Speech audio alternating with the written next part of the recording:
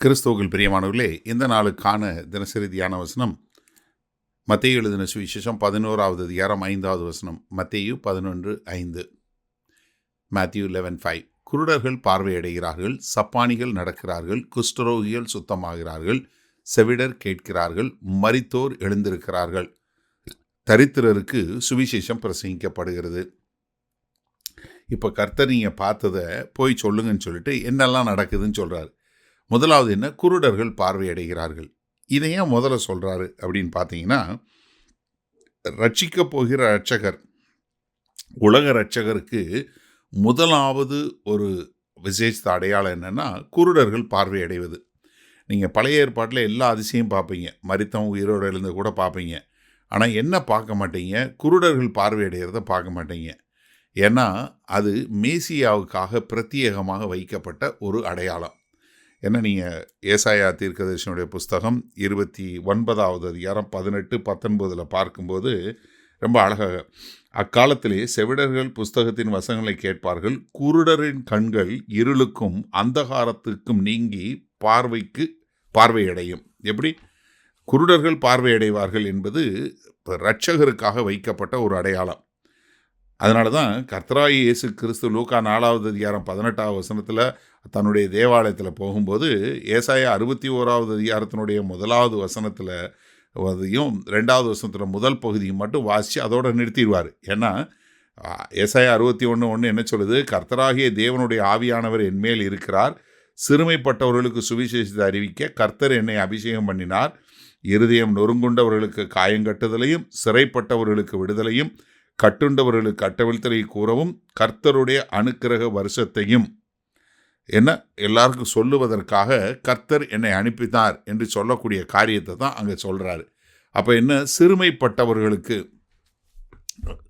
அப்போ குருடர்கள் பார்வையடைகிறாங்க, சப்பானிகள் நடக்கிறாங்க, குஷ்டரோகிகள் சுத்தமாகிறார்கள், செவிடர்கள் கேட்கிறாங்க, மரித்தோர் எழுந்திருக்கிறார்கள், தரித்திரருக்கு சுவிசேஷம் பிரசங்கிக்கப்படுகிறது. யாக்கோபு இதை குறித்து எழுதும்போது யாக்கோபு 2வது அதிகாரம் 5வது வசனத்தில், என் பிரியமான சகோதரரை கேளுங்கள், தேவன் இவ்வுலகத்தின் தரித்திரரை விசுவாசத்தில் ஐஸ்வர்யவான்களாகவும் தம்மிடத்தில் அன்பு கூறுகிறவர்களுக்கு தாம் வாக்குத்தத்தம் பண்ணின ராஜ்யத்தை சுதந்திரித்துக் கொள்ளுகிறவர்களாகவும் தெரிந்து கொள்ளவில்லையா? அப்போ என்ன? கர்த்தராகிய இயேசு கிறிஸ்து தரித்திரருக்கு சுவிசேஷத்தை பிரசங்கிக்கவும், அது மாத்திரமல்ல, இப்படிப்பட்ட மாம்ச பிரகாரமான விடுதலைகள் எல்லாவற்றையும் செய்து மேசியா என்று சொல்லக்கூடிய இரட்சகருக்கு என்று வைக்கப்பட்ட ஒரே அடையாளமான குருடர்களை பார்வையடை செய்யக்கூடிய காரியத்தை செய்கிறாரு. இதை போய் நீங்கள் என்ன பண்ணுங்க? எல்லாருக்கும் யோவானுக்கு போய் அறிவிங்க. ஏன்னா யோவானுக்கு என்ன வந்துருச்சு சந்தேகம்? நான் இப்போ சிறைச்சாலையில் இருக்கிறேன், ஆனால் என்னை காவலிருந்து விடுதலை பண்ணலையே அப்படிங்கிற ஒரு சந்தேகம் இருக்குது. நீங்கள் போய் அவர்கிட்ட சொல்லுங்கள் இதெல்லாம் நடந்தது. அப்போ என்ன? இந்த அடையாளங்கள் எல்லாம் நான் தான் வருகிறவர் என்பதை உறுதி செய்வதற்கான ஒரு காரியம் என்று சொல்லக்கூடியதா. சரி, இந்த நாளில் இந்த வசனத்தை நம்ம எப்படி எடுத்துக்கொள்வது? 2 காரியம். ஒன்று அன்றைக்கு மாதிரி நம்ம இன்றைக்கி அதிசயங்கள் அற்புதங்கள் பார்ப்பதில்லையே. ஏன்னா அதிசயங்கள் அற்புதங்கள் எதை காட்டுவதற்காக வந்தது? கர்த்தராகிய இயேசு கிறிஸ்து தேவனிடம் வந்தார் என்பதை காட்டுவதற்காகத்தான் இவ்வளவு அதிசயங்கள் அற்புதங்கள் எல்லாம் நடைபெற்றது. ஏன்னா என்னுடைய வார்த்தையை விசுவாசிங்க, அந்த வார்த்தையில் என்னுடைய கிரியைகளை விசுவாசிங்கன்னு கர்த்தராகிய இயேசு கிறிஸ்து சொன்னார்.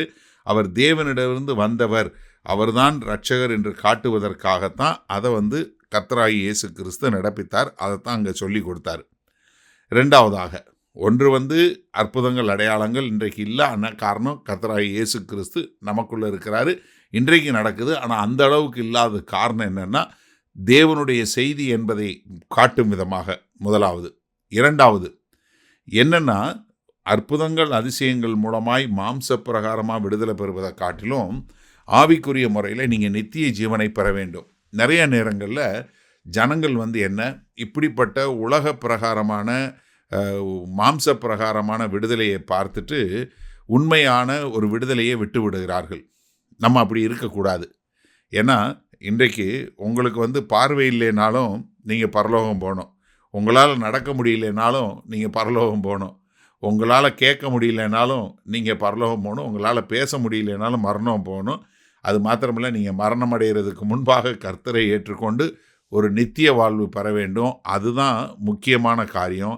அதனால் உடல் பிரகாரமான மாம்ச பிரகாரமான அற்புதங்கள் அடையாளங்களை காட்டிலும் உண்மையான பெரிய ஒரு அதிசயம் அற்புதம் என்ன தெரியுமா? ஒரு மனிதன் தன்னுடைய பாவங்களை விட்டு கர்த்தராகிய இயேசு கிறிஸ்துவை ஏற்றுக்கொண்டு ஒரு மறுபடியும் ஒரு புதிய மனிதனாய் பிறந்து தேவனுடைய பிள்ளையாய் இங்கே சஞ்சரித்து தேவனோடு எப்பொழுதும் சஞ்சரிக்கக்கூடிய ஒரு வாழ்க்கை வாழ்வது தான் மிகப்பெரிய அதிசயம்.